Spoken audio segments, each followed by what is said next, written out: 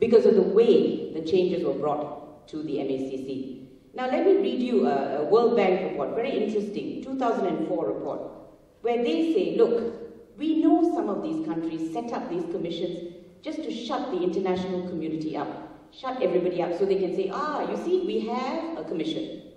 Just like they can say, we have a Judicial Appointments Commission, we have a Suhakam, we have this and that. But what is important is how effective these bodies are. And this is what they say. The World Bank report says, this minimum may be nothing more than the establishment of an anti-corruption commission, an office of the Ombudsman, anti-fraud unit without enabling legislation, competent staff or a budget. Having created offices to which they may point and situating them in the presidency, policy makers may return to business as usual.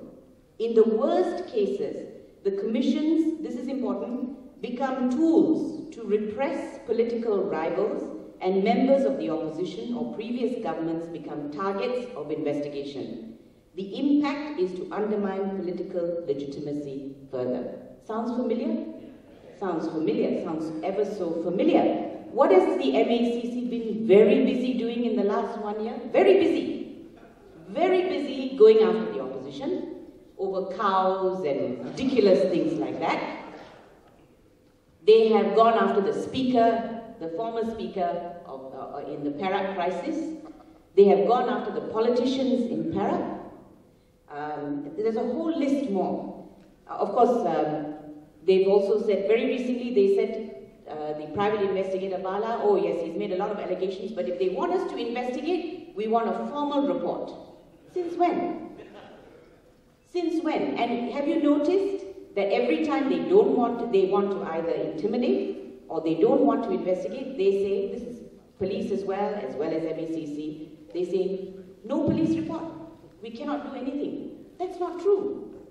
The minute they perceive a crime or an offense, they must act. So the way this institution has been carrying on, and I'm not talking about all the officers in MACC, please don't get me wrong. There are many good people there who don't like what is happening. But unfortunately, the people who call the shots, make it look as if MACC is an appendage of the government. They are there only to serve the government. And that's not the only institution that behaves in that fashion. Now, they are actually supposed to be independent enough to investigate the government, even the Prime Minister if necessary. Anyone in government should be open to investigation by the MACC. Do we see that happening? Not at all, and you won't. This is why I say there is a complete lack of political will to fight corruption in this country. It's too deep-set, deep-rooted. Even if leaders may want to fight corruption, there's an issue because there's so many others who are so involved in corruption that it's difficult to bring about change. Now, I would like to say that, oh yes, the other actually incident that I want to mention is this police report against the doctor who's supposed to give evidence in the Teo Beng Hong trial. Now I know that the matter is going on, and I won't say too much, but what does that show you? You see? And every time they bring in the big guns, or they try and use the system to protect themselves. Now this is MACC trying to protect itself. Every time they use the system to protect itself, it loses more credibility. I honestly think that we have come to a stage where if some of these people in MACC said today was a Saturday, Malaysians won't believe them. Their credibility is shot to pieces.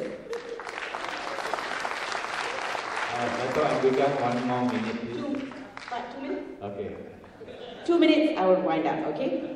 You see, credibility of institutions is critical. We cannot function without that. And I'm talking about every institution. Now, I'm going to end with this, which is that I'm going to suggest that we come down hard on corruption, that we do make our MACC absolutely independent. But I also think we should consider amnesty. Now, this is something people will not accept. Not everyone will accept. Amnesty is an important tool. And I asked the IACC in Hong Kong, by the way, about amnesty, whether they actually gave amnesty to certain people. Because when corruption is so rampant, you cannot charge everybody. And not only that, they will always be standing in your way. You can never change anything. Hong Kong, they did it. They gave amnesty to the police, the lower rung people. I'm not necessarily suggesting amnesty to the higher rung. And what I mean by amnesty is this. Tell them, the lower rung people, okay, don't resist this move. We won't charge you, but you resign. You get out. But we won't charge you. And I can tell you, the minute you do that, the minute people are not scared that they're going to be charged anymore, they will not stand in the way of your change. Now that is a suggestion I'm putting forward to this government, next government, whichever government. It is something that should be considered. It is not something the public may necessarily want, but nevertheless, in my view, amnesty is a very important angle to take in fighting corruption. Thank you very much.